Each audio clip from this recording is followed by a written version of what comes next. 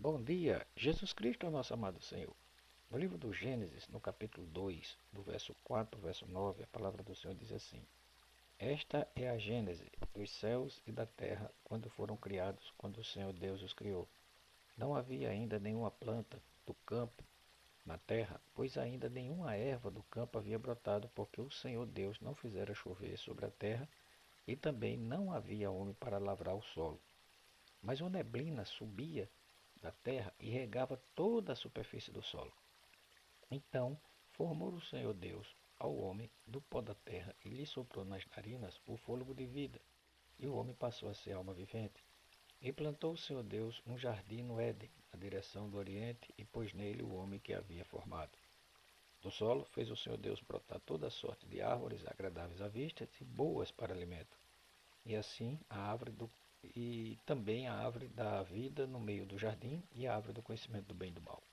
Pai amado, Pai querido, bendito Deus, nosso Abba, Papai querido, bendito Espírito Santo, Jesus eterno, nos alimenta com a tua palavra essa manhã, abrindo todo o nosso entendimento, como fizesse com os santos lá em Emaús, como fizesse com os santos quando estava reunido na tua ressurreição e apareceste e abrisse-lhe o entendimento para compreender as Escrituras. Precisamos de ti, Espírito Santo, norteando, ensinando de como tua promessa, todos os filhos de Deus serão ensinados pelo próprio Deus. Tanto és o nosso Senhor, nosso Salvador, nosso Mestre, para que no Senhor possamos interpretar a palavra de forma correta e sermos alimentados adequadamente com ela. Lavados, banhados, nutridos, hidratados com a tua palavra. Guarda-nos em ti, nos livra do mal. Observamos aqui no verso 4, 5, que não havia homem ainda para lavar o solo. Não é interessante isso, né? E que uma neblina subia da terra e regava toda a superfície do solo, no verso 6. Tá certo? Não havia homem e o Senhor era que fazia tudo isso. E aí no 9, né, o Senhor, ele fez brotar toda a sorte de árvores agradáveis à vista e boas para alimento. Né? Então, o que, que a gente percebe? Não é? Como foi que a gente foi criado? Né? A gente foi criado exatamente dessa forma. Né? Se você ler aqui todo o capítulo 1 de Gênesis, você vai ver que o Senhor preparou tudo. Ele chamou à existência as coisas que não existem. Né? Romanos 4,17. Então, ele chamou à existência as coisas que não existem.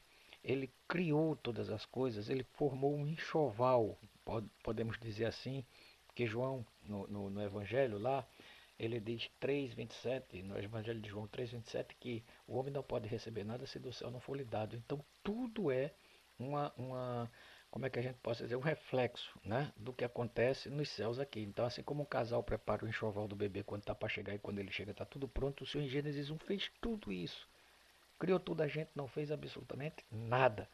Não chovia, não tinha homem para lavrar a terra, né? Nada, nada, nada. Não tinha. Ele fez tudo e colocou a gente nesse jardim maravilhoso, depois que nos criou, né? Para simplesmente a gente desfrutar da presença dele e ele da nossa. Não é assim? Então, no capítulo 3, no verso 8, já no aspecto negativo, já tinha tido a queda, mas olha a coisa maravilhosa que tinha antes da queda. Verso 8, capítulo 3. Quando ouviram a voz do Senhor, Deus que andava no jardim pela viração do dia. Então, esse era a nossa vida e nosso viver, em contato com o nosso Pai querido. Então, o que foi que aconteceu? Quando a gente caiu, olha de onde o que a gente escolheu viver, por nós mesmos, né? Ouvindo a serpente, não é?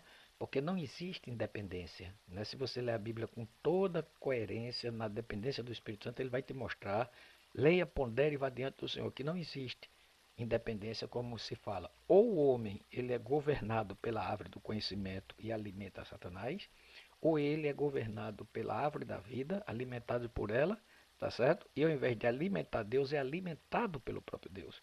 Uma a gente alimenta, o outro a gente é alimentado. Então, mente posta na carne ou mente posta no espírito. Não tem jeito, tá certo? Não tem jeito. Então, por fazer a escolha errada, no capítulo 3, verso 17, o que foi que aconteceu? O contrário de tudo isso. Adão disse: Visto que atendeste a voz da tua mulher e comeste da árvore que eu ordenara que não comesse, maldita é a terra por tua causa, em fadigas obterás dela o sustento durante os dias da tua vida.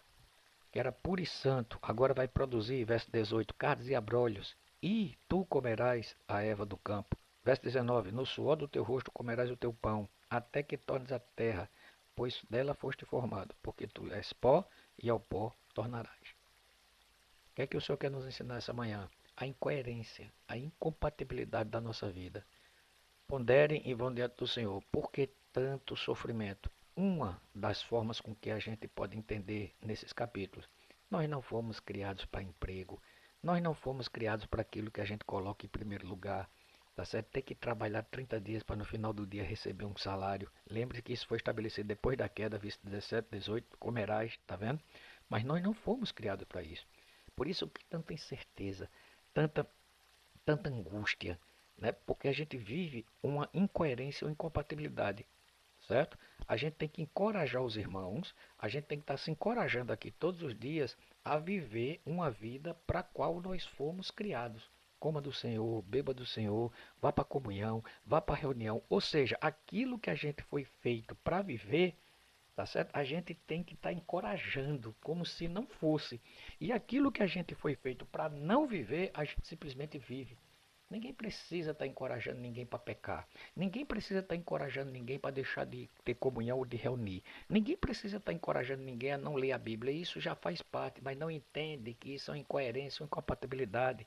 Percebe? Então, entende porque muitas vezes o homem tem que passar pelo inferno para voltar. Quando eu digo inferno, não é o literal, é as situações, as circunstâncias que o Senhor permite para voltar a ser aquilo para qual ele foi criado. Viver como Adão vivia antes da queda, só que agora no último Adão, que é Cristo.